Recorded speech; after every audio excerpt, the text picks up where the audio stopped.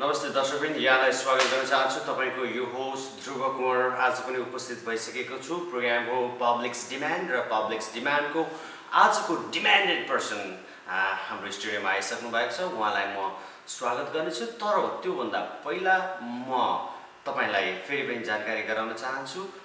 यति बेला अमेरिकामा एउटा तातो विषय भनेको यति बेला एनआरएनसी युएसए को यो चुनावको माहौल रहेको छ। यसले अमेरिका मात्र हैन विश्वभरि नै एक खालको नेपाली माझमा उथलपुथल मचाइरहेको छ। त्यसै विषयसँग सम्बन्धित रहेर आज पनि हामी यो एपिसोडमा कुराकानी गर्नेछौँ र यो एपिसोडमा कुराकानी गर्नको लागि आज हामीसँग एकजना पाहुना हुनुहुन्छ र उहाँ एनआरएन एनसीसी युएसए क्यालिफोर्निया च्याप्टरका प्रेसिडेन्ट पूर्ण बानिया हुनुहुन्छ। उहाँसँग हामी कुराकानी गर्नेछौँ र उहाँले गर्नुभएको सामाजिक कामदेखि लिएर एनआरएन एनसीसीका च्याप्टरको बारेमादेखि लिएर हामी केन्द्रसम्मका कुराकानीहरू आजको यो एपिसोडमा गर्नेछौँ। तर त्यो बाहेक उहाँ एनआरएन एनसीसी युएसएको अहिलेको लागि भने जुन आसन्न चुनावको लागि भने भाइस प्रेसिडेन्टको क्यान्डिडेट्स पनि हुनुहुन्छ।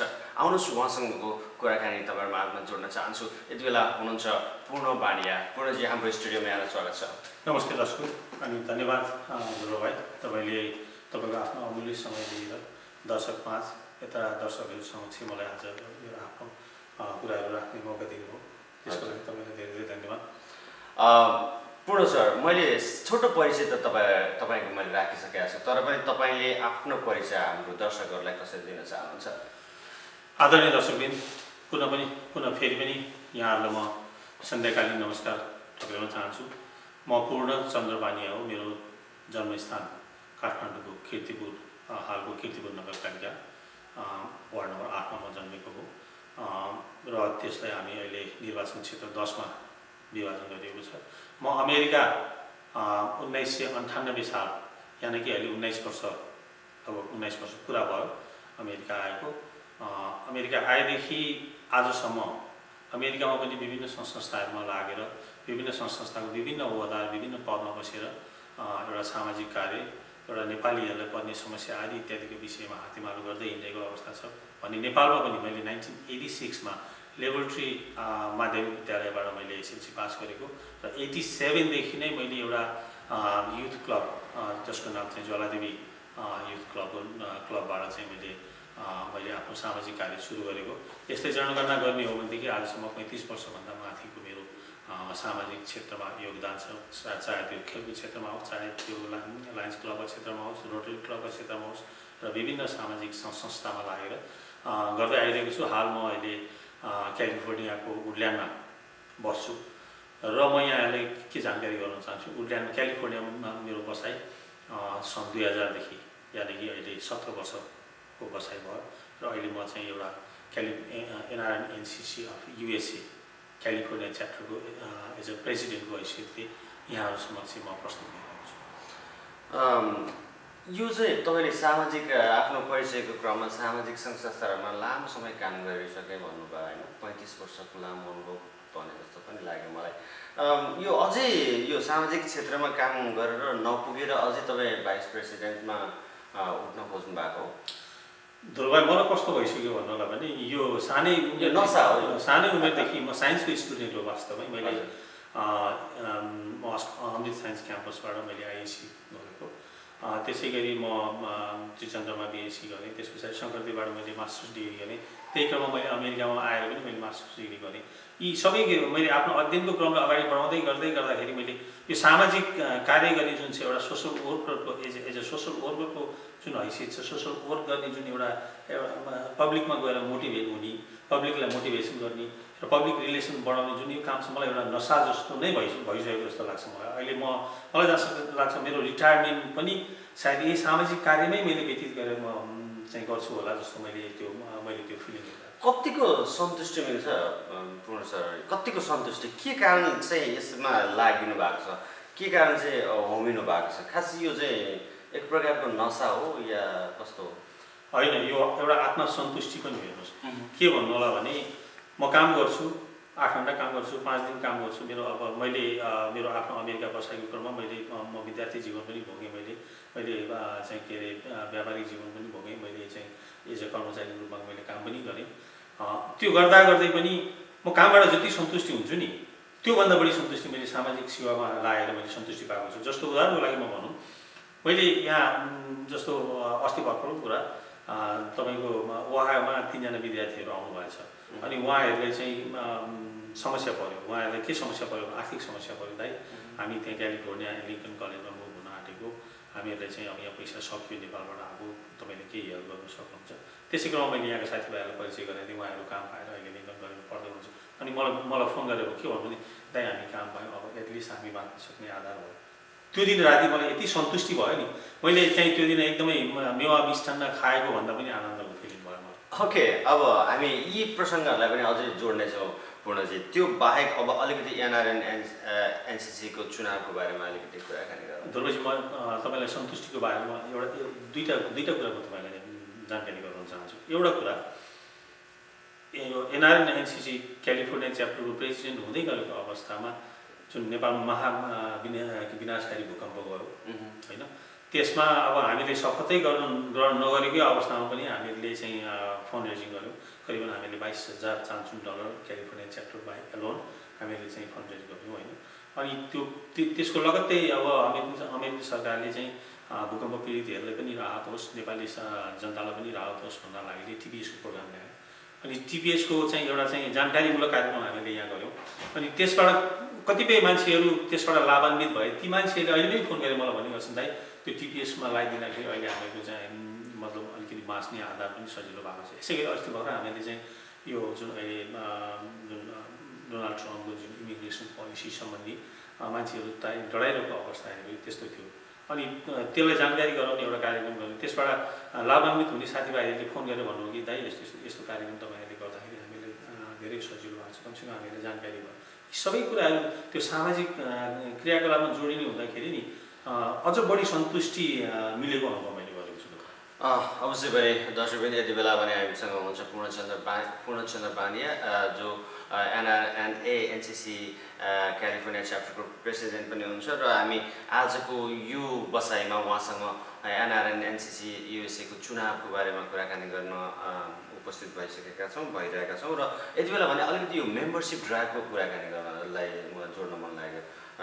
पूर्ण सर, यो मेम्बरसिप ड्राइभमा तपाईँहरूले अब जुन कस्तो खालको पर्फर्मेन्स पाउनुभयो, अब पब्लिक्सहरूको चाहिँ कस्तो खालको पर्फर्मेन्स पाउनुभयो, उहाँहरूको स्वतःस्फूर्त रूपमा आउने अवस्था कस्तो रह्यो र तपाईँहरूले कतिको कन्भिन्स गर्न सक्नुभयो? हेर्नुहोस् ध्रुव भाइ, यो तपाईँले अति नै महत्त्वपूर्ण क्वेसन गर्नुभयो। यो क्वेसनको रेफरेन्सले हामीहरूलाई भोलि आगामी दिनमा मेम्बरसिप ड्राइभ गर्नलाई सजिलो वातावरण अवश्य ल्याउँछ जस्तो मलाई लाग्छ। एज अ क्यालिफोर्निया च्याप्टर प्रेसिडेन्टको हैसियतले जतिखेर म प्रेसिडेन्ट भएँ त्यतिखेर हामीको क्यालिफोर्नियामा लगभग 18,000को हाराहारीमा मेम्बरसिप थियो। तथापि त्यतिखेर पनि हामी सन्तुष्टि थिएनौँ, किन भन्दाखेरि क्यालिफोर्नियामा लगभग 20,000 नेपालीको 20,000को हाराहारीमा नेपालीको बसाइ छ। 20,000को हाराहारीमा नेपाली बसाइ हामीले चाहिँ 1800 मेम्बरसिप हुँदाखेरि पनि अलिकति सन्तुष्टि त पनि ल्याएको थियो। किन भन्दाखेरि एकैचोटि क्यालिफोर्नियामा च्याप्टरै गठन नभएको अवस्थामा एकैचोटि हामीले चाहिँ 1800 मेम्बरसिप हामीले चाहिँ बाट हामी त्यो चाहिँ पहिलो चरण थियो। पहिलो चरण हजुर। म चाहिँ पहिलो एउटा चाहिँ अब भन्नुपर्दाखेरि म भाग्यमानी भनौँ, म चाहिँ संस्थापक क्यालिफोर्निया च्याप्टरको अध्यक्ष हो। त्यो सौभाग्य पाएको हैसियतले मलाई अलिकति बढी हौसला भएर मैले क्यालिफोर्नियामा धेरै ठाउँमा, तपाईँलाई थाहा छ, सेन डिएगोदेखि रिडिङसम्म मैले कभरअप गर्नुपर्ने हुन्छ। ट्राभलै गर्नुपर्दाखेरि पनि तपाईँको 14-15 घन्टाको ड्राइभ मैले गर्नुपर्ने हुन्छ। कहिलेकाहीँ त ध्रुव भाइ मैले कन्टिन्यू 18 घन्टाको ड्राइभ पनि गरेर मैले यसले गएर प्रोग्राम सकेर। पूर्ण सर तपाईँलाई यहाँ बिचमा रोकेर एउटा प्रश्न गर्न चाहे। अमेरिकामा नेपालीहरूको बस्ती भनेको, नेपालीहरूको जनसङ्ख्या भनेको झन्डै अनुमान गरे अनुसार 5 लाखभन्दा बढी छ भनेर भनिएको छ। तर एनआरएनको मेम्बरसिप योभन्दा अघिल्लो कुराकानी गर्नुपर्दा 5,000 पनि थिएन होइन, 11,000 थियो। अहिले आएर 15-16,000 मात्रै भएको छ। लगभग 17,000 मात्रै भएको छ। कसरी सन्तुष्ट हुन सक्नुहुन्छ तपाईँहरू? यो होइन, म पूर्ण सन्तुष्टि छैन। किन कसरी 5 लाख नेपाली जनसङ्ख्या छ, तपाईँहरू जम्मा 17,000 मा सन्तुष्ट लिने अथवा त्यस्तो भयो भन्दा कसरी हुन्छ? होइन, मैले कसरी लिन्छु भन्नु होला भने भाइ हेर्नुहोस्, त्यो 17,000 अहिले जसले मेम्बरसिप लिनु भएको छ नि, त्यो धेरैजना मेम्बरसिप लिने ती नेपाली जो नेपाली साथीभाइहरू, नेपाली आमा बुवाहरू, दाजुभाइहरू जो हुनुहुन्छ, ती साथीभाइहरूले एनआरएनको बारेमा अलिकति बुझेर मेम्बरसिप लिनु भएको छ। यो पटक मैले भन्नुपर्छ, किनभने क्यालिफोर्नियाकै हकमा हामीलाई मेम्बरसिप दिलाउन धेरै गाह्रो भएको छ। किन भन्दाखेरि एउटा निश्चित कार्यक्रम र निश्चित कार्यदिशा, म आफू नै यो कार्य समितिमा बसेर एज अ चाहिँ च्याप्टर प्रेसिडेन्टको हैसियतले मैले दोषारोपण गर्नु मिल्दैन हेर्नुहोस्। र पनि अहिले हामी सर्दै गरेको अवस्था भएको भएर हो अथवा के हो, निश्चित कार्यदिशा हामीले जनता समक्ष लान सकेको छैन, एउटा कुरो। दोस्रो कुरा, 2 वर्ष अगाडि मेम्बरसिप दिने यो चाहिँ तपाईँको एउटा चाहिँ म्यानेजमेन्टको पनि कमजोरी मैले मानेको छु। किनभने आफ्नो कमजोरी लुकाउनु हुँदैन दुर्भाग्यवश। जसले आफ्नो कमजोरी लुकाउँछ त्यसले भोलि चाहिँ सुधार गर्न सक्दैन। यो कमजोरी हामीले स्वीकार नै गर्छ। म्यानेजमेन्टको कमजोरीको कारणले गर्दा हेर्नुहोस्, 2 वर्ष अगाडि मेम्बरसिप लिने ती नेपाली एनआरएन दाजुभाइहरूले आज पनि नयाँ मेम्बरसिपको फर्म भर्नुपर्ने अवस्था छ। रिन्यू गर्ने एउटा चाहिँ सिस्टम छैन। मलाई कतिवटा 100 वटा जति क्वेसन आयो, दाइ यो त हामीले पोहोर साल लिएको रिन्यू गर्ने हो भने त्यो नम्बर हालेर रिन्यू हुन्छ होला नि भन्ने किसिमको क्वेसनहरू मसँग त्यसको एन्सर थिएन। अब तपाईँ अब अमेरिकामा भनिन्छ 16वटा च्याप्टर गर्नु भइसकेको छ, अहिले 18वटा पुग्यो ग्यारेज मलाई सम्भवतः। अब तपाईँ च्याप्टरको प्रेसिडेन्ट भएको नाताले तपाईँको कर्तव्य होइन यो प्रब्लमलाई सल्भ गर्ने? किनभने तपाईँ केन्द्रसँग पनि तपाईँ त्यत्तिकै सम्बन्धित भएर जोडिएर काम गर्नुपर्ने हुन्छ। निश्चित रूपमा यो च्याप्टरको ठुलो यसको रेस्पोन्सिबिलिटी चाहिँ तपाईँहरूले लिनु पर्यो। मैले रेस्पोन्सिबिलिटी म नलिनु हेरेदेखि यो कुरै गर्दैन थिएन। मैले मेरो आफ्नो कमजोरी मैले चाहिँ एनसिसीले दिन खोजेको होइन। तर के भन्नु होला भने, कुनै पनि घरमा छानो चुइनी छ भनेदेखि तल टालटुल गर्दैको टाइम बिच हेर्नुहोस्, कुरा बुझ्दैन। पहिला आफ्नो ओछ्यान बचाउनु पऱ्यो, त्यस पछाडि खाने ठाउँ बचाउनु पऱ्यो। यो छानो अलिकति गतिलो नभइदिँदाखेरि मैले भन्नु खोजेको के भन्दाखेरि निश्चित कार्यक्रमहरू हामीले पाएनौँ। हेर्नुहोस्, म तपाईँलाई स्पष्ट रूपमा भन्छु, म 2015 सालमा च्याप्टरको प्रेसिडेन्ट भइसकेपछि इभेन हामीले पाउनुपर्ने जुन मेम्बरसिप बापत 30% चाहिँ च्याप्टरहरूलाई उपलब्ध गराइन्छ, त्यो रकम समेत हामीले लगभग तपाईँको 1.5 वर्षको अन्तरालपछि हामीले वास्तवमै निश्चित कार्यक्रम। म त तपाईँको हेर्नुहोस्, स्पष्ट वक्ता सुखी भव भन्छ। मैले केन्द्रीय पदाधिकारी साथीभाइहरू अहिले जो चुनाव उठ्नु भएको छ, आउँदै हुनुहुन्छ, उहाँहरूकै समक्ष पनि म भन्न सक्छु, हामीहरूलाई वास्तवमा कुनै पनि कार्यक्रम दिएन। हामी बारम्बार भन्छौँ, तपाईँको न्युयोर्कको एजिएममा भयो, हामी न्यू जर्सीमा भयो, तपाईँको टेक्सासमा भयो, हरेक कार्यक्रमहरूमा हामीले के भनेका छौँ भने, ए बाबा कमसेकम हामीहरू मेम्बरसँग जानको लागि एउटा कार्डसँग मात्रै पनि उपलब्ध गराइदिउँ न। हेर्नुहोस्, यस्ता कुराहरू पनि उहाँहरूले हामीहरूलाई चाहिँ मार्ग प्रशस्त नगर्नु भएको अवस्था छ। मैले यसको मतलब यो होइन कि हुनसक्छ उहाँहरूमा पनि अलि विभिन्न कुराहरूको कारणले गर्दाखेरि काम अलिकति बढी सुचारू गर्न नसकेको हुनसक्छ। तर पनि म एज अ च्याप्टर प्रेसिडेन्ट भएको हैसियतले म के भन्छु भने, हामीहरूले वास्तवमा निश्चित कार्यक्रम एनसिसीबाट अहिलेसम्म भएको छैन। तपाईँलाई म 16वटा च्याप्टरका अध्यक्षको फोन नम्बर अहिले भर्खर दिएर म तपाईँलाई कुरा गराउन सक्छु। ध्रुवजीहरू 16वटा च्याप्टरका अध्यक्षहरू सबै पीडित हुन्, म मात्रै हो। भनेपछि यो कुरालाई अवश्य पनि हामी केन्द्रसम्म पुर्याउनेछौँ। अवश्य पनि केन्द्रमा रहनु भएको मान्छेहरूले कस्तो खालको जवाब दिनुहुनेछ, म अवश्य पनि कुनै दिन उहाँसँगको भलाकुसारीमा यो प्रश्न उहाँलाई गर्ने नै छु। तर त्योभन्दा अहिलेको प्रसङ्गलाई नै फेरि जोडौँ। तपाईँ एज अ च्याप्टर प्रेसिडेन्ट, अब अहिले भने एनसिसीको भाइस प्रेसिडेन्टमा चाहिँ तपाईँ क्यान्डिडेसी दिँदै हुनुहुन्छ। तपाईँको क्यान्डिडेसी चाहिँ किन? यो तपाईँले नि यो यति राम्रो क्वेसन गर्नुभयो धुर्भाइ, यसको लागि तपाईँलाई धेरै धेरै धन्यवाद। हेर्नुहोस्, सम्पूर्ण एनआरएन प्रेमी मेरा दाजुभाइ दिदीबहिनीहरू, मैले एनआरएनको चाहिँ के अरे एनआरएन एनसिसी अघि युएसएको अब हुन लागिरहेको यो 17-19 को चुनावको लागि निश्चित रूपमा मैले भाइस प्रेसिडेन्टमा मैले क्यान्डिडेसीको मैले घोषणा गरेको छु। यो मैले किन गरेँ त भन्नुलाई भने, मेरो 19 वर्षको अमेरिका बसाइको अनुभव, मैले के अरे भिजिटर्स जीवन, आई मिन लाइक टुरिस्ट भिसामा म अमेरिका आएको हो। पहिला आउँदाखेरि टुरिस्ट जीवन पनि मैले व्यतीत गरेको छु, त्यतिखेरको मैले अनुभव गरेको छु। विद्यार्थी जीवन पनि मैले व्यतीत गरेको छु, त्यसको अनुभव पनि मैले भोगेको छु। कुनै बेला मैले व्यवसाय पनि गरेँ, त्यो व्यावसायिक जीवन पनि मैले अनुभव गरेको छु। र कुनै कम्पनीमा म काम गर्छु, त्यसको अनुभव पनि मैले बटुलेको छु। त्यसको साथसाथै मेरा साना नानी मेरा छोराहरू छन् अहिले 20 वर्ष र 21 वर्षका छोराहरू छन् हैन। अब उनीहरूलाई हामीले दिनुपर्ने एजुकेसन, उनीहरूलाई हामीले अवेरनेस गराउनुपर्ने कुराहरू, यी सम्पूर्ण कुराहरूलाई मध्यनजर गरेर मैले के अनुभव गरेँ त भन्दाखेरि एनआरएनबाट यस्ता किसिमका कार्यक्रमहरू आउनु पर्यो कि जनता समक्ष जसले प्रत्यक्ष रूपमा सरोकार राख्ने कुरा, जस्तो यहाँ अमेरिका प्रवेश गरेपछि कुन किसिमको चाहिँ एउटा समस्या भोग्नुपर्छ, त्यस्ता किसिमका समस्याहरू अब आगामी दिनमा त्यो भोग्नु नपरोस्।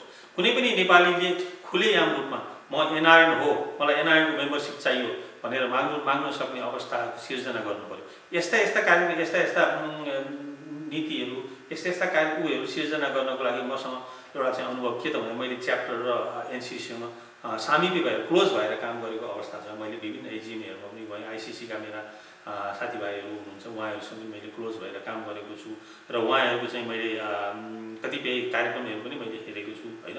त्यहाँ गर्न सक्ने कार्यक्रमहरू धेरै छन्, ल्याउन सक्ने कार्यक्रमहरू धेरै छन् हेर्नुहोस्।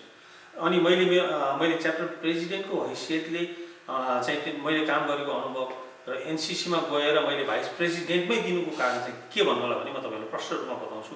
मैले त्यहाँ काम गर्नुपर्ने धेरै एजेन्डाहरू छन्, ती एजेन्डाहरूलाई कार्यान्वयन गराउनको लागि एज अ डिसिजन मेकर म सक्दिनँ। त्यस कारण म प्रेसिडेन्टमा छु, मैले दिने मैले जमर्को गरेको एज अ महासचिवको हैसियतले प्रेसिडेन्टको डिसिजनलाई एज अ टिममा महासचिवले त्यसलाई चाहिँ वस्तुतः अगाडि ल्याउनु पर्ने अवस्था हुनसक्छ। त्यस कारण म महासचिवमा मैले नदिने विचार गरेँ। As a mediator, as a middle man, उपाध्यक्ष पद भनेको त कस्तो भन्नु होला भने अझ अहिले साँच्चै भन्नुपर्दाखेरि म क्यालिफोर्नियाको प्रेसिडेन्ट छु। अब अहिले उपाध्यक्षहरू 4 जनाको पद क्रिएट गरिएको छ। त्यो 4 जनामा पनि कस्तो छ भने क्षेत्रीय हिसाबमा काम अगाडि बढाउनको लागि भनेर क्षेत्रीय हिसाबमा बाँडिएको छ हैन। एउटा स्टेप वाइज पनि मैले क्यालिफोर्निया स्टेटबाट प्रेसिडेन्ट भएर मैले चाहिँ क्षेत्रमा मैले चाहिँ प्रतिनिधित्व गर्ने भएँ। र अर्को कुरा के भने मिडल म्यान भएर मैले अध्यक्षलाई पनि मैले प्रेसर दिन सक्ने भएँ र बोर्ड अफ डाइरेक्टर हाम्रो साथीभाइहरूलाई पनि मैले कन्भिन्स गर्न सक्ने मेरो वातावरण हुन्छ।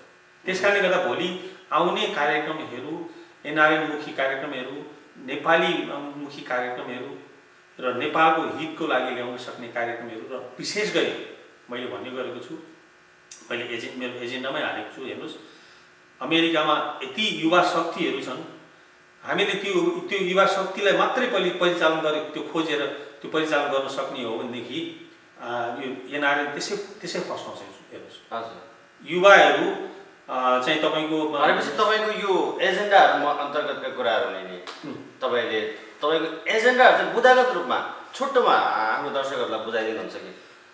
अब हेर्नुहोस्, मेरो एजेन्डाहरू 1 नम्बर, मेरो पहिलो नम्बर एजेन्डा भनेको अमेरिकामा रहेका युवा शक्तिको खोजी गरेर ती युवा शक्तिहरूलाई परिचालन गर्ने र युवा शक्तिको पहिचान गराउने मेरो प्रथम उद्देश्य हुन्छ। त्यो उद्देश्यको बारेमा मैले अलिकति म बताउँछु दुरु भाइ।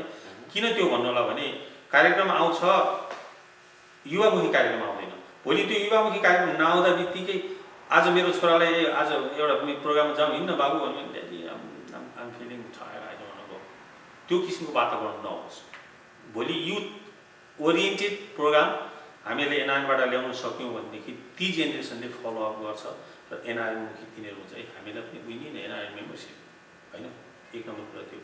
दोस्रो नम्बर कुरा तपाईँको मैले आफूले भएको कुरा, एनआरएन च्याप्टर र एनआरएन एनसिसी अब युएससीको कोअर्डिनेसन भनेको नङ्ग्र मासु बराबर गराउने।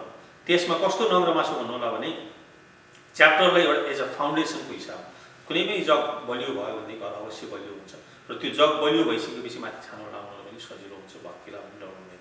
त्यस कारणले गर्दा एनसिसी र च्याप्टरको समन्वय अति नै राम्रो गराउने र अनि त्यस पछाडि च्याप्टरको कोअर्डिनेसन भनेको हेर्नुहोस्, हामीहरूको यहाँ लोकल अर्गनाइजेसनहरू अनगिन्ती लोकल अर्गनाइजेसनहरू छन्, 20 वर्षदेखिका लोकल अर्गनाइजेसनहरू छन्।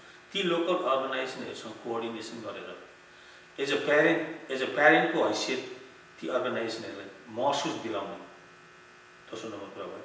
अनि तेस्रो नम्बर कुरा मैले के गरेको छु भन्नु होला भने आज सौभाग्यवश मैले भन्न पाएको छु तपाईँको मेरील्यान्ड च्याप्टरमा जेदु पोखरेल हाम्रो चाहिँ अब अहिले उहाँ पनि भाइस प्रेसिडेन्ट क्यान्डिडेट हुनुहुन्छ। उहाँले चाहिँ उहाँको पहलमा मेरील्यान्डमा चाहिँ तपाईँको नेपालीमा ड्राइभिङ टेस्ट दिन पाउने, स्कुलमा ऐच्छिक विषय नेपाली भाषामा पढ्न पाउने, त्यो चाहिँ स्टेट गभर्मेन्टले त्यो दिएको अवस्था छ। यसै गरी तपाईँको सियाटल वासिङटन स्टेटमा पनि त्यो छ होइन। अब मैले क्यालिफोर्नियामा गर्दा गर्दै पनि भ्याइरहेको छैन, मैले एप्लिकेसन हालिसकेको अवस्था छ। अब यसलाई चाहिँ कन्टिन्युएसन गर्नको लागि भोलि च्याप्टरको साथीभाइलाई मैले हातेमालो गरेर त्यसको फल गराउँछु। तथापि सम्पूर्ण होल अमेरिकामा जहाँ जहाँ नेपालीहरूको बाक्लो बस्ती छ ती स्टेटहरूमा ड्राइभिङ टेस्ट नेपालीमा दिन पाउने, पढ्न नेपालीमा पाउने र हरेक विद्यालयहरूमा ऐच्छिक विषय नेपाली भयो भनेदेखि हाम्रा बालबच्चाहरूले त्यहाँ ऐच्छिक विषय स्पेनिस ऐच्छिक विषय लिनेको साटो, फ्रेन्च ऐच्छिक विषय लिनेको साटो नेपाली ऐच्छिक विषय लियो भने कमसेकम उनीहरूलाई पनि नेपाली पढ्न र लेख्न सजिलो हुन्छ। त्यो चाहिँ हरेक स्टेटमा कार्यान्वयन गराउनुपर्छ। त्यसको लागि म पहल गर्छु। तेस्रो नम्बर कुरा।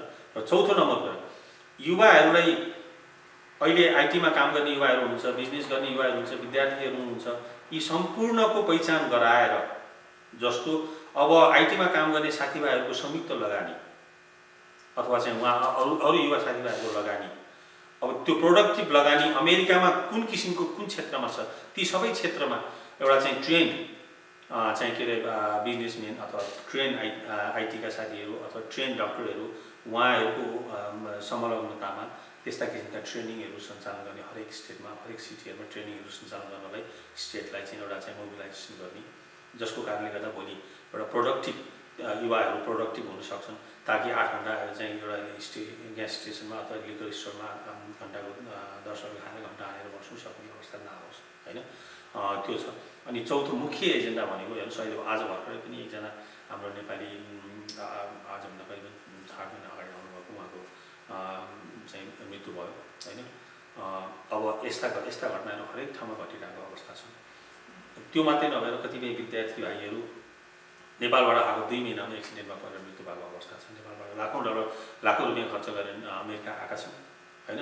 अब 2 महिनामा एक्सिडेन्ट हुन्छ, बिचरा बाबा आमाले जग्गा बेचेर पठाएको छ, उनीहरूको लास नेपाल पठाउन सक्ने अवस्था हुँदैन। हेर्नुहोस्, त्यस कारणले गर्दा त्यस्ता किसिमका मान्छेहरूलाई अथवा कोही मान्छे अमेरिका आउँछन्, खर्च छैन, खाना लाउने चाहिँ के अरे खाना पुग्ने पैसा पनि छैन, तिनीहरू होमलेस हुने कि तिनीहरूलाई चाहिँ के गर्ने? एनआरएन हो, अम्ब्रेला अर्गनाइजेसन हो, एज अ प्यारेन्ट अर्गनाइजेसन हो, एउटा नेपाल गभर्मेन्टसँग चाहिँ एउटा समन्वय गर्न सक्ने नेपाल गभर्मेन्टले मान्यता दिएको अर्गनाइजेसन हो भनेदेखि नेपाल गभर्मेन्टसँग कोअर्डिनेसन गर्नुपर्छ कि अथवा चाहिँ अमेरिकन गभर्मेन्टसँग कोअर्डिनेसन गर्नुपर्छ कि? जस्तो तपाईँले 2-4 वटा कामहरू गर्नुभएको छ, मलाई थाहा छ। तपाईँले नै यहाँ कतिपय साथीभाइहरूलाई चाहिँ टाइममा यो कुरालाई चाहिँ म जोड्ने नै छु पूर्णजी। अब यो सामाजिक एनआरएन अनि एउटा सामाजिक कार्य गर्ने एउटा संस्था, लास्ट टाइम विगतका 2 वर्षमा यदि नेपालमा भूकम्प नगएको भए एनआरएनसँग नेपालमा सामाजिक कार्य गर्ने कुनै एजेन्डा नै हुन्थेन होला हो।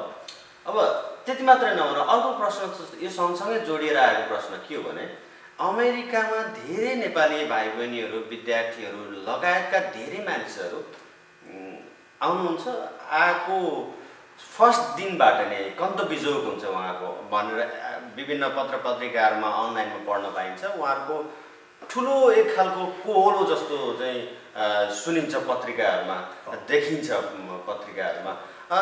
त्यो खालको कुरालाई एडजस्ट गर्नको लागि, त्यसलाई मिलाउनको लागि एनआरएनले भूमिका खेल्नुपर्ने होइन एउटा कुरा। र यदि मैले देखेको यदि नेपालमा भूकम्प नगएको भए एनआरएनसँग कुनै एजेन्डा नै थिएन जस्तो लाग्छ मलाई। र अहिले अमेरिकामा बस्ने नेपालीहरूको लागि एनआरएनले के गरिरहेको छ त? र एज अ च्याप्टर प्रेसिडेन्ट तपाईँले के गर्नुभयो? तपाईँले केही उदाहरणहरू त दिनुभयो होइन, नेपालमा यस्तो गर्ने यस्तो भयो उस्तो भयो भनेर। तर एज अ सामाजिक संस्थाको लिडर भएको नाताले तपाईँहरूको च्याप्टरले गर्नुपर्ने भूमिका चाहिँ तपाईँले निर्वाह गर्नुभएको भएन त? अब हेर्नुहोस्, यो एकदमै समसामयिक क्वेसन पनि हो। च्याप्टरको तर्फबाट गर्नु सक्ने भनेको हामीहरू पनि एउटा चाहिँ के अरे फ्रेन्चाइज जस्तै किसिमको हेर्नुहोस्, हामीहरूलाई निश्चित कार्यक्रम चाहिन्छ। हामीहरू एक्लैले हामी केही गर्न सक्ने अवस्था त्यतिखेर थिएन। तथापि एज अ पर्सनल्ली हामीहरू च्याप्टरको साथीभाइहरू मिलेर अब कोही नेपालीहरू आउँछन्, तिनीहरूलाई केही समस्या भयो, हामीहरूको आफ्नै पकेट मनी निकालेर फन्ड रेजिङ गरेर, जस्तो अब विभिन्न कार्यक्रमहरू, अब उदाहरणको लागि सुन्तली फाउन्डेसन भयो, अब तपाईँहरूको विभिन्न कार्यक्रमहरू भयो होइन। अब यस्ता लोकल अर्गनाइजेसनले गरेका कार्यक्रमहरूलाई हामीले साथ दिएर अगाडि बढौँ र भर्खर आउने नेपालीहरूलाई कुनै अप्ठ्यारो भयो। अहिले भर्खर पनि मेरो एउटा फोन आएको थियो, त्यो भाइ चाहिँ स्टुडेन्ट भाइ हुनुहुन्छ, काम छैन दाइ, पैसा सकिन आँट्यो, के गर्नु, काम खोजिदिनु भयो। यस्ता समस्याहरू धेरै छन्। त्यस कारणले मैले तपाईँलाई भन्नु खोज्दै थिएँ कि एनआरएनमा एउटा हटलाइनको व्यवस्था हुनु पऱ्यो। हटलाइन भनेको कस्तो हुनला भने त्यो कमिटी नै एउटा फर्मेसन गर्नु पऱ्यो कि जसले चाहिँ नेपालमा भित्रिएका अमेरिका भित्रिएका नेपालीहरूलाई तत्कालै गर्न सक्ने समस्याको समाधान के छ, जस्तो एउटा अवेरनेस प्रोग्राम भन्नाले अब त्यो कमिटीले अब त्यसलाई चाहिँ अब टास्क फोर्स कमिटीको रूपमा त्यसलाई बनाउने कि अथवा चाहिँ एउटा हेल्पिङ ह्यान्ड जस्तो एउटा चाहिँ कमिटीको रूपमा बनाउने कि, अनि त्यो हेल्पिङ ह्यान्डमा चाहिँ अब हुन त हामी भोलिन्टियर भएको छ, तथापि भोलिन्टियर भए तापनि हामी एज ए लिडरको रूपमा हामी अगाडि बढिरहेका छौँ नि। हामीहरू भोलिन्टियर हो, हामीले भ्याएदेखि गर्ने नभ्याएदेखि नगर्ने भनेर हामीले त्यसरी पन्छिनु हुँदैन। किन भन्दाखेरि म गर्छु भनेर गइसकेपछि हो भोलिन्टियर गर्दा गर्दै पनि कहिलेकाहीँ अलिकति बढी समय खट्नुपर्ने पनि अवस्था आउन सक्छ। जस्तो 24 घन्टा नभनौँ, एभ्री डे यति बजीदेखि यति बजीसम्म सम्पर्क गर्न सक्ने टेलिफोन लाइन एनआरएनमा कुनै अमेरिका भित्री कुनै पनि नेपालीले कुनै समस्या परेको खण्डमा, चाहे कतै एक्सिडेन्ट होस्, चाहे मृत्यु होस्, चाहे चाहिँ भर्खर आएका नेपालीहरू नेपालीले चाहिँ खान नपाउने अवस्था भएको होस् मात्रै नभएर म के भन्छु भने अस्ति भर्खर तपाईँको टेक्सासमा 2टा बहिनीहरू मेक्सिको बोर्डर भएर आउनु भएको रहेछ, उहाँ थुनिनु भयो। अब उहाँहरूलाई मन राखेर निकालिदिनु पर्ने रहेछ। अब मलाई फोन आयो, राति सुतिरहेको थिएँ, फोन आयो, यस्तो दाइ $1500 बन्ड राखेर चाहिँ निकाल्नु पर्ने अवस्था छ। अनि तुरुन्तै मान्छे खोजेर चाहिँ सान फ्रान्सिस्को गएर बन्ड राखेर ती बहिनीहरूलाई निकालेर ल्याएर, अब यस्ता समस्याहरू धेरै छन्। हेर्नुहोस् किन छन् भन्दाखेरि हामी नेपाली सबै अमेरिका प्रवेश गर्ने पिएचडी गरेरै आएका हुँदैनौँ। हेर्नुहोस्, सबै बिजनेस गर्ने उद्देश्यले आएका हुँदैनौँ। हामी गरिब देशका हामी नेपाली हौँ होइन। नेपालमा मतलब यदि समस्या जटिल थिएन भनेदेखि हामी नेपालमै बसेर नेपालमै लगानी गरेर हामी केही गर्थ्यौँ होला। त्यो किसिमको समस्याको कारणले गर्दा अमेरिका भित्री नेपाली दाजुभाइहरू धेरै हुनुहुन्छ। कोही उच्च शिक्षाको लागि आउनु भएको दाजुभाइहरू हुनुहुन्छ होइन। ती दाजुभाइहरूलाई सहयोग गर्नु सबभन्दा ठुलो महत्त्वपूर्ण भूमिका भएको कारणले गर्दाखेरि एउटा चाहिँ टास्क फोर्स विशेष गरी ती दाजुभाइहरूले नै हेल्प गर्ने गरी र फोन लाइन कमसेकम एभ्री डे सर्टेन आवरभित्र कन्ट्याक्ट गरेर त्यो समस्याको समाधान गर्न सक्ने। जस्तो अब एनसिसीमा त्यो टास्क फोर्स भयो भने त्यसको एउटा मेम्बर चाहिँ च्याप्टरबाट लिने, जसले गर्दा कोअर्डिनेसन च्याप्टरसँग गरेर अब मानिलिनु सान फ्रान्सिस्कोमा चाहिँ के अरे कोही त्यस्तो मान्छेलाई समस्या पऱ्यो भनेदेखि एकजना मान्छे खटाएर एयरपोर्टबाट ल्याउनु पर्ने हो कि अथवा चाहिँ उहाँलाई चाहिँ बस्ने व्यवस्था मिलाइदिनु पर्ने हो कि होइन।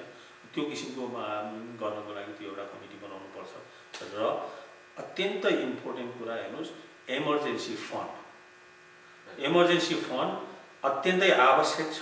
त्यो इमर्जेन्सी फन्ड ल ठिक छ, म त के भन्छु भने $15 मेम्बरसिपबाट इमर्जेन्सी फन्ड हामी छुटाउन सक्दैनौँ। भोलि त्यहाँ बिरु आयो भने पनि तपाईँ दिनको 25 सेन्ट, मैले तपाईँ एज चाहिँ एनआरको मेम्बर हुनुहुन्छ यत्रो है ल, तपाईँले दिनको चाहिँ 25 सेन्ट तपाईँले जम्मा गरेर एक महिना बराबर कति हुन्छ तपाईँले चाहिँ इमर्जेन्सी फन्डको लागि कन्ट्रिब्युट गर्नु पऱ्यो। तपाईँ गर्नुहुन्छ, म भाइ गर्नुहुन्छ, म गर्छु। यस्ता हेर्नुहोस्, अहिले हिसाबै गर्ने भने ल मानिलिनु लमसम्म जाँदाखेरि 17,000 मध्ये 10,000ले गर्ला होइन। 10,000ले गऱ्यो भने तपाईँको $8 को डरले $8,000 त तपाईँको एक महिनामै जम्मा हुन्छ भने 6 महिनामा $48,000 within 6 months we can raise the fund होइन। यस्ता किसिमका कार्यक्रमहरू ल्यायौँ भनेदेखि हामीसँग $48,000 विदिन ए इयर तपाईँको $100,000 हामीसँग भयो भनेदेखि एउटा नेपालीले कुनै समस्या पऱ्यो हो उसलाई चाहिँ हामी रात दिन पाल्नु सक्दैनौँ। उनीहरूलाई सर्टेन एउटा चाहिँ कामको व्यवस्था गरिसकेपछि हामीले चाहिँ ल तिमी अब आफ्नो व्यवस्था भएर गर। त्यो पनि सबै नेपालीले त्यो माग्दैन। त्यस्ता 100मा एकजना नेपालीले त्यो पर्न सक्छ अथवा चाहिँ 200मा एकजना नेपालीले पर्न सक्छ। त्यो समस्याको समाधान गर्नु पनि एनआरको ठुलो भूमिका हो। ताकि म त के भन्छु भने अहिले एनआरले चाहिँ नेपालमा पनि हाइड्रोमा लगानी गरेको छ, कहाँ लगानी गरेको छ, त्यो लगानी गर्ने ग्रुपहरू सर्टेन ग्रुपहरू छन् होइन। त्यसको प्रत्यक्ष नेपालमा लगानी गर्नुपर्छ। म त्यो लगानीको म विरुद्ध होइन, किन भन्दाखेरि नेपाललाई सम्बन्ध र ती नेपालीहरूलाई अब नेपाललाई पनि समृद्ध बनाउने काममा हामीले लगानी भित्राउनुपर्छ जो सम्पन्न साथीभाइहरू हुनुहुन्छ। र अझ म त के भन्छु भने एनआरएनकै अग्रसरतामा त्यो लगानी गर्न सक्यौँ भनेदेखि त्यहाँबाट आउने मुनाफाले भोलि आजको 5 वर्ष पछाडि, आजको 10 वर्ष पछाडि कुनै पनि नेपालीले एनआरएनको मेम्बरसिप तिर्नु नपर्ने अवस्था पनि आउन सक्छ। ताकि त्यो एनआरएनको मेम्बरसिप हामीले मुनाफाबाटै पनि हामीले कभर गर्न सक्छौँ र ती नेपालीहरूलाई त्यो लगानीको चाहिँ एउटा सेयर होल्डरको रूपमा पनि हामीले गर्न सक्छौँ। त्यस कारणले गर्दा लगानीको वातावरण पहिला अमेरिका बस्ने नेपालीहरूलाई मध्यनजर गरेर हामी नेपालीहरू इस्टाब्लिस भइसकेपछि अनि केही अवसरहरू हामीले नेपालमा पनि गएर लगानी गर्नुपर्छ। नेपाललाई समृद्ध बनाउनको लागि नेपाल सरकारसँग हामीले कोअर्डिनेसन गरेर के गर्न सकिन्छ होइन। जस्तो अब अहिले लगानी भइरहेको कुराहरूलाई पनि कन्टिन्यू गरेर अथवा चाहिँ अरू टुरिज्म सेक्टरमा, हस्पिटल सेक्टरमा अथवा चाहिँ विद्युतीय सेक्टरमा अथवा इनर्जी क्षेत्रमा होइन त्यस्ता किसिमका लगानीहरू पनि नेपालमा लान सक्ने वातावरण सिर्जना गर्नुपर्छ। यी सम्पूर्ण कुराहरू मैले समग्रमा भन्नुपर्दाखेरि यो सम्पूर्ण के हो त भन्दाखेरि नेपालीले सम्पन्न गराउनको लागि हरेक सेक्टरबाट जस्तो अब अहिले हामीसँग बिलियनरहरू पनि छन् नेपालमा होइन। ती मान्छेहरूको सहयोग लिनुपर्छ।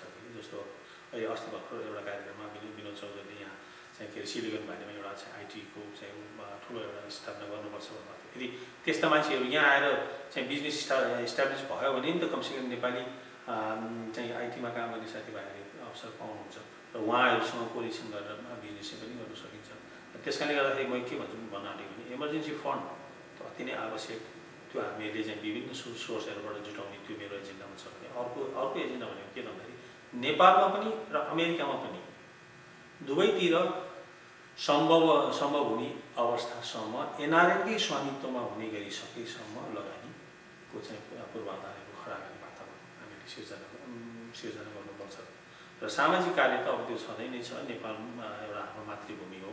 नेपाललाई कुनै पनि अब बेलामा आपत परेको अवस्थामा अथवा सङ्कट परेको अवस्थामा हामी एकजुट भएर आजसम्म गरेकै पनि छौँ, भोलि पनि गर्छौँ। त्यो कन्टिन्युएसन हामीले गर्नु नै पर्छ। विशेष गरी यिनै एजेन्डा हुन्। र अनि अर्को एजेन्डा भनेको चाहिँ के भन्दाखेरि हाम्रा विद्यार्थी भाइ बहिनीहरू इन्करेजमेन्ट भनेको के हो त भन्नुभयो भने उनीहरूलाई हामीले पैसा दिइराख्नु पर्दैन। जस्तो अब उदाहरणको लागि म भन्छु यहीँको एउटा नजिकको कलेज छ लिङ्कन कलेजमा आज चाहिँ सबभन्दा बढी चाहिँ मार्क लिएर अथवा चाहिँ राम्रो मार्क लिएर ग्रेजुएट गर्ने ती भाइ बहिनीहरूलाई एउटा चाहिँ दीक्षान्त कार्यक्रम त नभने एउटा इन्करेजमेन्ट जस्तो उहाँहरूलाई चाहिँ सम्मान गर्ने एउटा चाहिँ टोकन अफ अथवा त्यो किसिमको एउटा गऱ्यो भने पनि उनीहरू इन्करेज हुन्छन्। र कतिजना विद्यार्थी भाइहरू यहाँ रहेछन् त कति एजुकेटेड पर्सनहरू रहेछन् है हामीलाई इन्करेजमेन्ट हुन्छ होइन no have to do more excellent भनेर ती साना भाइहरूलाई इन्करेजमेन्ट हुन्छ। यिनै एजेन्डाहरू लिएर म अगाडि बढ्दैछु।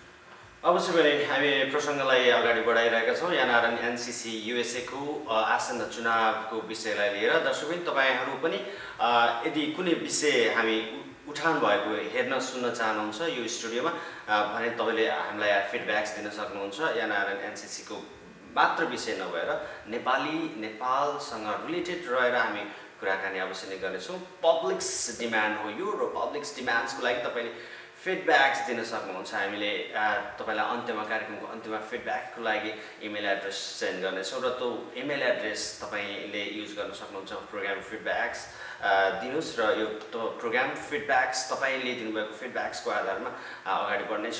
र एनआरएन एनसिसीको चुनावको प्रसङ्गलाई लिएर यति बेला क्यालिफोर्निया च्याप्टरका प्रेसिडेन्ट पूर्णचन्द्र बानी हामीसँग हुनुहुन्छ र आज हामी उहाँसँग कुराकानीको लगभग अन्ततर्फ पनि आइसकेका छौँ। तर पनि उठान गर्नै पनि केही विषयहरू भएको कारणले गर्दाखेरि म उहाँलाई केही थप प्रश्नहरू गर्न लागिरहेको छु। तपाईँ कुन प्यानलको? किनभने अब यो अचम्मको क्वेसन पनि हुनसक्छ किनभने प्यानल वाइज धेरै प्यानलहरू बजारमा देखिएका छन् यति बेला। तपाईँ चाहिँ कुन प्यानलको? ध्रुव भाइ मैले प्रत्यक्ष रूपमा भन्नुपर्दाखेरि यो समसामयिक क्वेसन हो हेर्नुहोस् होइन। अहिले हरेक मान्छेहरूको दिमागमा प्यानल भन्ने कुराहरू उठिरहेकै छ। तर पनि म अलिकति भिन्न प्रकृतिको हिसाबमा म चुनाव अगाडि बढिरहेको छु। म चाहिँ के चाहन्छु भने भोलि सकेसम्म प्यानल खडा गर्न नपर्ने स्थिति आओस्। एक नम्बर कुरा किन भन्दाखेरि प्यानल खडा गरिसकेपछि यो फलाना यो प्यानलको ल मानिलियो मैले कुनै प्यानल समातेँ होइन। त्यो प्यानलको सम्पूर्ण पदाधिकारीले चुनाव जितेको खण्डमा प्यानल भएको खण्डमा के हुन्छ भन्नु त्यहाँ काम गर्नलाई एकलौटी मोनोपोलीको वातावरण सिर्जना हुन्छ। त्यस कारणले गर्दा काम गर्न पनि अलिकति कठिनाइ हुन्छ। एक नम्बर कुरा। दोस्रो नम्बर कुरा मैले अहिले प्यानल समातेको छैन। भोलि बाध्यात्मक परिस्थिति आएको खण्डमा मैले पनि अब म पानीमाथिको ओभानो भएर म पनि सक्दिनँ हेर्नुहोस्। अवश्य पनि सक्दिनँ। किन भन्दाखेरि अब एउटा उखान छ नि लाटोको देशमा गाडो तन्नेरी भने जस्तो मैले त्यो पन्छेर हिँड्न भनेपछि आएन भनेदेखि त्यो समात्न सक्ने स्थिति आयो भने चाहिँ कतातिर आयो भने पनि हेर्नुहोस् मैले तपाईँलाई प्रश्न पार्नै पर्छ क्यालिफोर्निया राज्यमा अहिलेसम्म 2 जना अध्यक्षका प्रत्याशीहरू आउनुभयो जस्तो 1 नम्बरमा गौरी जोशीजी आउनुभयो उहाँलाई हामीले एउटा कार्यक्रम गरेर एउटा चाहिँ उहाँको चाहिँ परिचयात्मक कार्यक्रम अन्तर्क्रिया कार्यक्रम राख्यौँ उहाँलाई मैले स्वागत गर्न पाएँ दिल खोलेर स्वागत गर्न पाएँ त्यसै गरी हाम्रो चाहिँ रविना थापा आउनुभयो यहाँ अन्तर्क्रिया कार्यक्रम राख्यौँ हामीले भेटघाट कार्यक्रम राख्यौँ होइन उहाँलाई पनि मैले दिल खोलेर स्वागत गर्न पाएँ अझै यस्ता 8वटा 9वटा चाहिँ अध्यक्षका प्रत्याशी हुनुहुन्छ अझै यसमा पनि मैले भन्नै पर्दाखेरि म च्याप्टर प्रेसिडेन्टको हैसियतले मेरो रेस्पेक्टिभ जस्तो सिनियर भाइस प्रेसिडेन्ट अब भएदेखि लिएर अरू भाइस प्रेसिडेन्टहरू पनि अध्यक्षका प्रत्याशी हुनुहुन्छ अब हाम्रो च्याप्टरकै प्रेसिडेन्ट एकजना साथी पनि अध्यक्षका प्रत्याशी हुनुहुन्छ होइन उहाँहरू जो आउनुहुन्छ मैले दिल खोलेर स्वागत एउटा क्यालिफोर्निया नगरीमा क्यालिफोर्निया राज्यमा मैले दिल खोलेर पुष्पगुच्छा दिएर मैले उहाँहरूलाई स्वागत गर्न पाउनु मेरो सबभन्दा ठुलो अहोभाग्य हुनेछ यदि मैले प्यानल अहिले नै मैले प्यानल घोषणा गरेँ भनेदेखि मेरो मनमा अलिकति कालो हुन्छ मैले उहाँहरूलाई स्वागत गर्दाखेरि र म फलानु प्यानलको यो मान्छेलाई चाहिँ स्वागत गर्छु अलिकति कम स्ट्यान्डर्डमा म स्वागत गर्छु भने जसलाई पनि हुन्छ आफ्नो हैसियत आफूतिर तान्ने नै हाम्रो मानवीय एउटा मानवीय प्रवृत्ति हो त्यस कारणले गर्दा यो नहोस् भन्न लागिले म अहिले सकेसम्म तपाईँको यी सबै साथीभाइहरूलाई मैले क्यालिफोर्निया राज्यमा स्वागत गरिसकेपछि मात्रै बाध्यात्मक परिस्थिति आएको खण्डमा म प्यानलको घोषणा गर्छु यसैबिच म मैले मेरो एजेन्डामा मैले एउटा कुरा मुख्य इम्पोर्टेन्ट एजेन्डा मैले छुटाएको छु भाइ म सम्पूर्ण श्रोता समक्ष म एउटा बिन्ती गर्न चाहन्छु मैले मेरो एजेन्डा भन्दै कुरा गर्दा अलिकति लम्बिएर मैले छुटाउन गएँ मेरो मुख्य एजेन्डा चाहिँ के छ भन्नुलाई भने म एनआरएनको चाहिँ भाइस प्रेसिडेन्टमा जितेर गएपछि तपाईँहरूले निश्चित रूपमा विदिन 6 मन्थमा तपाईँहरूको हातमा मेम्बरसिप कार्ड आउने व्यवस्थाको लागि म यदि केन्द्रमा मैले के अरे लड्नै पर्छ भने पनि मैले आफूले जे गर्नुपर्छ म गरेर तपाईँको हातमा 6 महिनाभित्र मेम्बरसिप कार्ड तपाईँको हातमा आउने वातावरण मैले सिर्जना गर्नको लागि म पहल गरेँ कसरी गर्नुहुन्छ पूर्ण सर तपाईँ अब योभन्दा पहिला जस्ट लाइक 10,000 मात्रै मेम्बर्सहरू हुनुहुन्थ्यो अहिले चाहिँ अलिकति बढेर अझ 16,000 हुन भएको छ कसरी पुर्याउन सक्नुहुन्छ हातमा अब यो त एउटा चुनौतीको विषय 10,000 हुँदाखेरि पुर्याउन नसक्ने अब भोलि त बाइचान्स मेम्बरसिपहरू बढ्ने हो भने त तपाईँहरूलाई ठेक्नै नसक्ने स्थिति आउने रहेछ नि होइन चुनौती नलिने मान्छे चुनाव अगाडिको एजेन्डा मात्रै होइन सुन्नु न होइन चुनाव हरेक लिडरहरूले चुनाव अगाडिको एजेन्डा होइन कि तपाईँको चुनाव भनेकै चुनौती साँच्चै गर्नुहुन्छ त चुनाव भनेकै चुनौती हेर्नुहोस् साँच्चै गर्नुहुन्छ मैले कसरी गर्न सक्नुहुन्छ म तपाईँलाई म देखाउँछु मसँग उपायहरू छ उपाय नभएदेखि म बोल्दैन थिएँ है कि एउटा के उपाय छ त भन्दाखेरि हामीले मेम्बरसिप भराउँदाखेरि सही एड्रेस र तपाईँको सही इमेल एड्रेस हालेका छौँ त्यस पछाडि मेम्बरसिप भेरिफिकेसन कमिटी अहिले गठन भइरहेको छ हुनसक्छ चाहे त्यहाँ जस्तासुकै कमिटी बने तापनि एटलिस्ट 100% मतलब सकेसम्म 100% भेरिफाइड मेम्बरहरूले चाहिँ भोलि भोट हाल्नु भनेर चाहिँ मेम्बरसिप भेरिफिकेसन एउटा कमिटी बनेको छ त्यो भेरिफिकेसन कमिटीले भेरिफाई गर्छ र सही मेम्बर हुन्छ र क्यालिफोर्नियाबाट पनि हाम्रो च्याप्टरको प्रतिनिधि हामीले त्यो भेरिफिकेसन कमिटीमा पठाएका छौँ होइन अब जस्तो क्यालिफोर्नियाको हकमा मैले अब भनौँ न भन्नुपर्दाखेरि मेम्बरसिप हामीले छुट्याउन सक्छौँ 11जनाको हाम्रो च्याप्टरको कमिटी छ होइन हामीले तिनीहरूलाई काम दिन सक्छौँ के अरे एनआरएनसीसीबाट मेम्बरसिप वितरण गर्ने एउटा मेम्बरसिप कार्डको अब कति नै खर्च लाग्छ हेर्नुहोस् होइन आज हामी पोस्टर निकालेर ब्यानर निकालेर दुनियाँ खर्च गरेर चुनाव प्रचार गर्न सक्छौँ मै नै हाल्छु भोलि मेम्बरसिप दिने क्रममा ल अब म अहिले चुनावको लागि म खर्च गर्दिनँ मैले चुनावमा खर्च गर्ने पैसा भोलि चाहिँ मलाई ती साथीभाइले निसन्देह मलाई जिताउनु म आफू खर्च गरेर भए पनि म तपाईँको मेम्बरसिप कार्ड हातमा हाल्ने व्यवस्था म मिलाउँछु किन सजिलो वातावरण छ भन्नुलाई भने हामीसँग रेकर्ड अलरेडी छ र अनि भोलि रिन्यू गर्नको लागि त्यही मेम्बरसिप कार्डमा भएको जुन नम्बर छ त्यो नम्बरै भएपछि तपाईँको त्यसबाटै रिन्यू गर्न सक्ने वातावरण बनाउनको लागि पनि म पहल गर्छु अब यो मेम्बरसिपकै कुरालाई जोडेर तपाईँले कति खर्च गर्नुभयो मेम्बरसिप बनाउँदा मैले हजुर मैले $15 खर्च गरेँ अरूलाई मेम्बर बनाउनलाई चाहिँ कति खर्च गर्छ? अरूलाई मेम्बर बनाउनको लागि म ड्राइभिङ गरेर कन्भिन्स गर्न र मैले चाहिँ के अरे मेम्बरसिप भर्नको लागि सिकाउन जाँदाखेरि गरेको ग्यास खर्चदेखि बाहेक तपाईँ सम्पूर्ण साथीभाइहरू क्यालिफोर्नियाका साथीभाइहरूलाई सोध्न सक्नुहुन्छ। मैले मेरो आफ्नो पकेटबाट मलाई भोट हाल्नको लागि त मेम्बरसिप बनिदिनु पऱ्यो, क्यालिफोर्नियामा मेम्बरसिपको सङ्ख्या बढाउनको लागि त मेम्बरसिप बनिदिनु पऱ्यो भनेर मैले मेरो पकेटबाट खर्च गरेर मैले एकजना पनि मेम्बर बनाएको छैन। अनि मात्रै मेरो फ्यामिली जस्तो मेरो 2टा छोराहरूले मेम्बरसिप भन्नु भने उनीहरूले चाहिँ एउटाले सानोले मेरो कार्ड युज गरेको छ, क्रेडिट कार्ड, ठुलोले त आफ्नै कार्ड युज गरेर गएको छ होइन। त्योदेखि बाहेक सयौँ मेम्बरहरू एउटै कार्डबाट युज भएको भनेर विगतका दिनहरूमा सुनिएको कुरा हो। र मैले सुनेको कुरा क्यालिफोर्निया मात्रै नभएर अन्य राज्यहरूमा पनि मेम्बर बनाउनको लागि लिडरहरूले चाहिँ हजारौँ डलर खर्च गर्नुभएको अवस्था भनेर सुनिएको छ। र क्यालिफोर्नियामा पनि कति मानिसहरूले त मेम्बरसिप लिनको लागि पैसा नै लिएको कुरा जानकारीमा आएको छ। अब तपाईँले चाहिँ खर्च गर्नु भएन भनेर चाहिँ कसरी भन्न सक्नुहुन्छ? यस विषयमा पैसा लिए साथीभाइहरूले भन्ने विषयमा म अनभिज्ञ छु। हेर्नुहोस्, यस विषयमा मलाई कुनै पनि जानकारी छैन। र अर्को कुरा तपाईँलाई जोडिदिइहालौँ यही मेम्बरसिपको कुरालाई। एउटा राम्रो गतिलो उदाहरण दिन्छु। मेम्बरसिप लगभग यो लिने क्रमको अन्त्यतर्फ आउँदा आउँदै 4 दिन समय थपियो। त्यसमा बोर्डमा हुनुभएको व्यक्तिहरू फेरि पुनः रिपिट हुने अवस्था आइसकेको छ, पुनः फेरि क्यान्डिडेट्स भएर अगाडि आउनु भएको छ।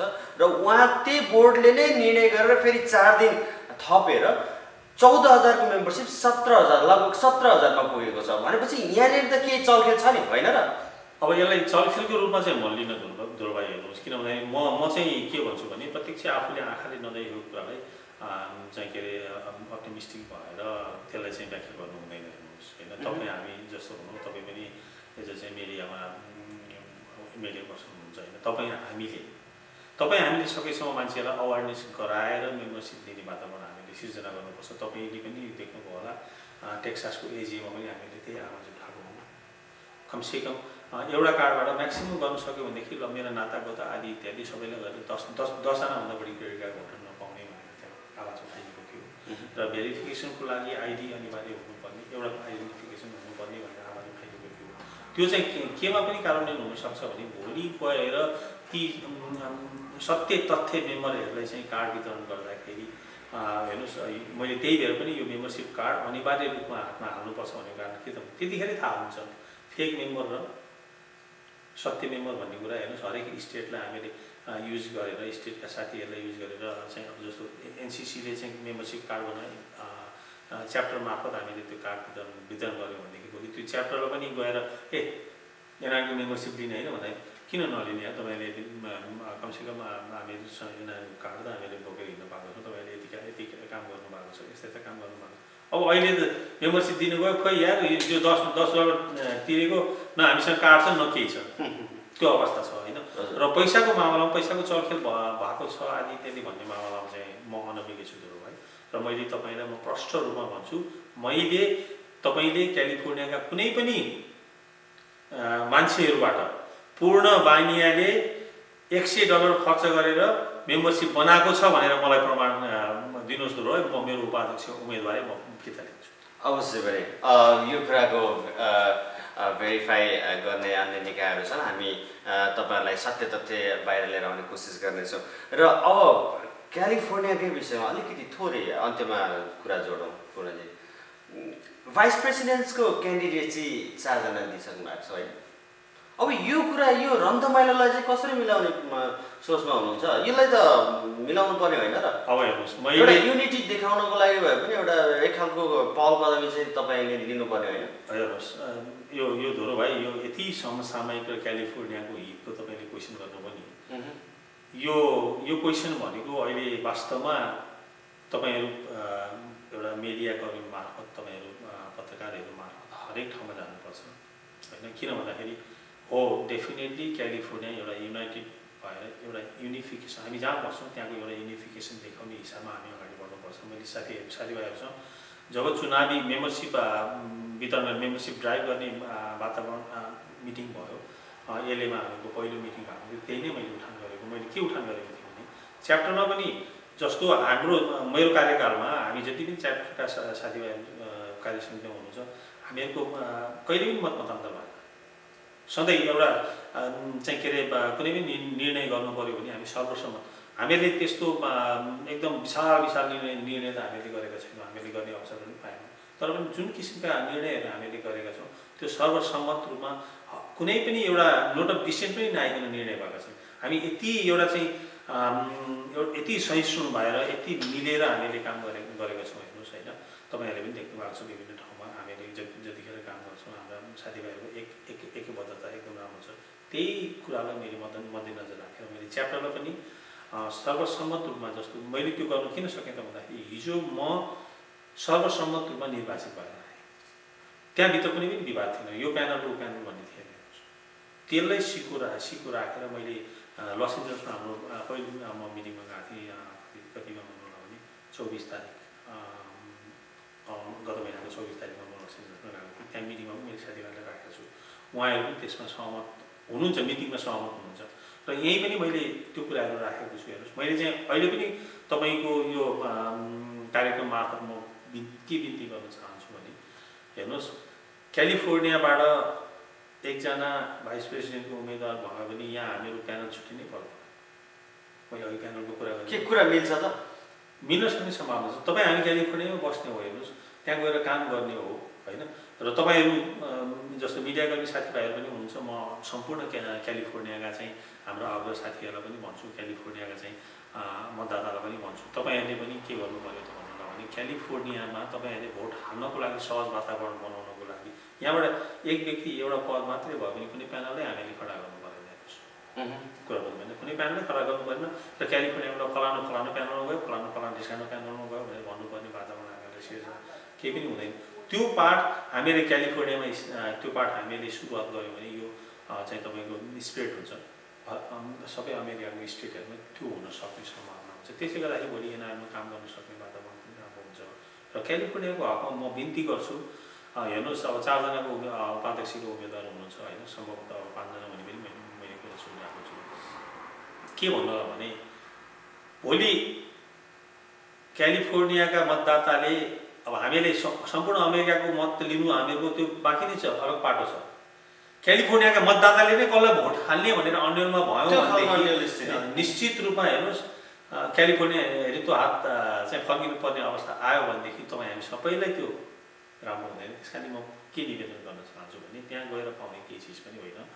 तपाईँहरूले आफूलाई पनि मूल्याङ्कन गर्नुहोस्, तपाईँहरूले साथीभाइहरू पनि मूल्याङ्कन गर्नुहोस्। र तपाईँहरू मिडियाकर्मी साथीभाइहरू, हाम्रो मतदाता साथीभाइहरू, मेरा अग्र साथीभाइहरूलाई पनि म अनुरोध गर्छु, तपाईँहरूले पनि मूल्याङ्कन गर्नुहोस्। बसौँ, एक ठाउँमा बसौँ र एक ठाउँमा बसेर सरसल्लाह गरौँ। त्यसको पहल तपाईँहरू भन्नुहुन्छ भने मै नै गर्न चाहन्छु। मैले हाम्रो धुलो भाइले भन्यो भने तपाईँ पनि गर्नुहुन्छ होइन।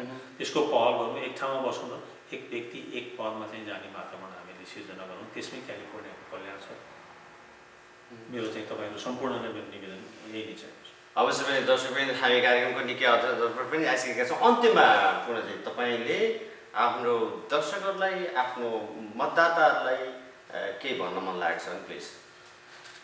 सर्वप्रथम त तपाईँले आफ्नो अमूल्य समय दिएर यस यो एकदम महत्त्वपूर्ण कार्यक्रममा मलाई बोलाएर आज चाहिँ मेरा महत्त्वपूर्ण कुराहरू, मेरा आफ्ना मनका जिज्ञासाहरू, मेरा मनका चाहिँ तिता मिठा कुराहरू राख्ने अवसर दिनुभयो धुलो भाइ, तपाईँलाई धेरै धेरै धन्यवाद।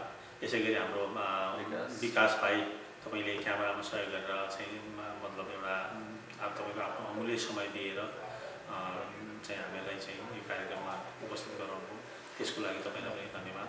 र यसै गरी मैले आदरणीय सम्पूर्ण मेरा दर्शकवृन्दहरू, मेरा साथीभाइहरू, मेरा बुवा आमाहरू र एनआरएम मेरा दाजुभाइहरू र सम्पूर्ण संस्थाका प्रतिनिधि लगायत सम्पूर्ण संस्थाका चाहिँ सदस्य साथीभाइहरू, म तपाईँहरू चाहे तपाईँहरू एनआरएमको मेम्बरसिप बन्नुभएको होस् या नभएको होस्, तपाईँहरूले एनआरएमको बारेमा राम्रोसित बुझ्ने कोसिस गर्नुहोस्।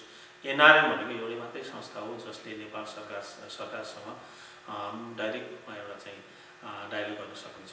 त्यसै गरी अमेरिकन सरकारले पनि नेपाल सरकारको मान्यता प्राप्त एउटा नेपाल सरकारसँग चाहिँ एउटा समन्वय गर्ने संस्था कुन भन्दाखेरि एनआरएम हो भनेर हामीले अमेरिकी सरकारसँग पनि डायलग गर्न सक्छौँ। र तपाईँहरूको बल नै हाम्रो बल हो। अहिले कोही साथीभाइले तपाईँले अहिले मेम्बरसिप लिनु पाउनु भएको छैन, छुट्नु भएको छ, अर्को पटक तपाईँहरूलाई अवसर आउँछ। जति हामीले बढी मेम्बरसिपको सङ्ख्या हामीले अमेरिकामा बढाउन सक्यौँ, अहिले चाहिँ 2.5 लाख 3 लाखको आधारमा नेपाली छौँ, 2.5 लाख 3 लाख मेम्बरसिप भयो भने त्यो भोइस हामीले व्हाइट हाउससम्म पुर्याउन सक्छौँ। त्यसको चाहिँ फल तपाईँ हामी सम्पूर्ण नेपालीले पाउन सक्छौँ। र यति भन्दै गर्दाखेरि म एउटा व्यक्तिगत रूपमा पनि म तपाईँहरूसँग बिन्ती गर्न चाहन्छु, तपाईँहरूले मेरा तिता मिठा जे जस्ता कुराहरू भयो त्यसलाई मनन गर्नुहोस्। भोलि अनेक साथीभाइहरू आउँछन्, तपाईँहरूले उहाँहरूलाई पनि मनन गर्नुहोस्, सबैका कुराहरू सुन्नुहोस्, सबैका चाहिँ के अरे विचारहरू तपाईँहरूले बुझ्नुहोस्, सबैका एजेन्डाहरू तपाईँहरूले हेर्नुहोस्। र त्यो ठाउँ भनेको यस्तो ठाउँ हो, त्यो ठाउँ भनेको एउटा चाहिँ त्यहाँ लगेर थपना गर्ने हो, त्यो ठाउँ भनेको काम गर्ने ठाउँ होइन। एनसिसी अफ युएसए भनेको काम गर्ने ठाउँ हो, जसले च्याप्टरसँग पनि कोअर्डिनेसन गर्न सकोस्, जसले चाहिँ आइसिसीसँग पनि कोअर्डिनेसन गर्न सकोस्, त्यस्ता मान्छेहरूलाई तपाईँले पठाउनुहोस्। र म मेरो आफ्नो व्यक्तिगत तर्फबाट तपाईँहरूलाई निवेदन गर्न चाहन्छु, म एनसिसी अफ युएसए को अब हुने निर्वाचन 2017-2019 को लागि उपाध्यक्ष पदमा मैले उम्मेदवारी दिने निर्णय गरिसकेँ, मैले उम्मेदवारी घोषणा गरिसकेको छु। तपाईँहरूले आफ्नो क्षेत्रबाट, आफ्नो ठाउँबाट तपाईँहरूले गर्न सक्ने सहयोग कृपया तपाईँहरूले गर्नुहोला। तपाईँहरूले फेसबुक मार्फत सेयर गर्नुहोला, तपाईँहरूले चाहिँ विभिन्न मिडिया मार्फत पठाउनुहोला, तपाईँले इमेल मार्फत साथीभाइलाई सम्पर्क गर्नुहोला, तपाईँले फोन मार्फत तपाईँले भन्नुहोला र मलाई सहयोग गरेर अब हुने निर्वाचनमा तपाईँहरूले जिताउनुहुन्छ भन्ने म आशा लिएको छु। र यति भन्दै गर्दा तपाईँहरूको जिन्दगी अमेरिकामा सुखमय होस्, सुखमय बनाउनको लागि तपाईँहरूलाई हामीले साथ दिन्छौँ। र अन्तमा म यहाँ सम्पूर्ण मेरा दर्शकवृन्दहरूलाई यस कार्यक्रम हेरिदिनुहोला र यस कार्यक्रमलाई सेयर गरिदिनुहोला र मेरा विचारहरूलाई चाहिँ साथीभाइहरू समक्ष पुर्याइदिनु होला। र तपाईँहरूसँग सम्पर्क भएका र सम्बन्ध भएका साथीभाइहरूलाई मलाई भोट हाल्नको लागि र जिताउनको लागि तपाईँहरूले सहयोग गर्नुहोला। तपाईँहरूले जिताउनु भएको खण्डमा निश्चित रूपमा म तपाईँहरूको काम गर्छु। यति भन्दै म तपाईँहरू समक्ष बिदा हुन्छु। नमस्ते, शुभरात्रि, जय एनआरएन। उहाँ हुनुहुन्थ्यो एनआरएन एनसिसी युएसएका क्यालिफोर्निया च्याप्टरका प्रेसिडेन्ट पूर्ण बानिया र आसन्न एनआरएन एनसिसी युएसए को चुनावको भाइस प्रेसिडेन्ट। आजको कार्यक्रम तपाईँलाई कस्तो लाग्यो? तपाईँले फिडब्याक्स दिन सक्नुहुन्छ। फिडब्याक्सको लागि तपाईँले हाम्रो इमेल एड्रेस या तपाईँले कमेन्ट्स बक्समा गएर कमेन्ट्स गर्न नबिर्सनु होला। अर्को दिन अर्को एपिसोडमा अर्को गेस्ट लिएर तपाईँहरूमा आज उपस्थित हुने बाचा गर्दै क्यामेरा पर्सन विकास कुँवरको साथमा तपाईँको यो होस्ट ध्रुव कुँवर पब्लिक्स डिमान्डबाट बिदा हुन चाहन्छु। नमस्ते।